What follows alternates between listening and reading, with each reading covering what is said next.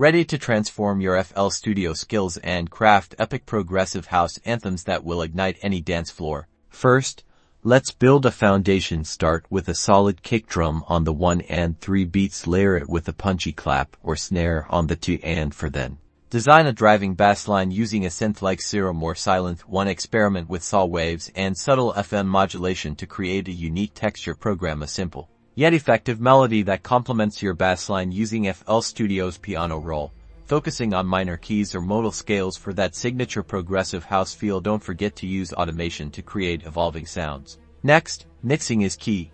Use EQ to carve out space for each instrument, ensuring they don't clash. Apply compression to your drums and bass to add punch and glue. Experiment with cytokine compression on your synths, ducking them slightly under the kick drum for that classic pumping effect. Add subtle reverb to your synths and vocals to create depth and ambience. Remember to use reference tracks throughout the mixing process to ensure your levels and EQ are in line with professional standards. Now, for the arrangement, start with a stripped-down intro, gradually building tension with layered percussion and evolving synths. Use automation to create exciting build-ups leading to the drop. The drop should be the most energetic part of the track, with all your main elements working together. Vary the arrangement throughout the track to keep listeners engaged, using breakdowns and quieter sections to create contrast. Don't be afraid to experiment with different arrangements and song structures to find what works best for your track. Finally, master your track. Apply subtle EQ to the master channel to correct any overall tonal imbalances. Use a multiband compressor to control the dynamic range and add punch. Apply a limiter to maximize the loudness of your track,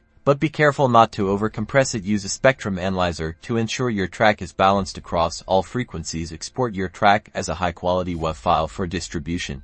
Now go forth and create some amazing progressive house. Don't forget to like this video and subscribe for more FL Studio tips and tricks. Let me know in the comments what other tutorials you'd like to see.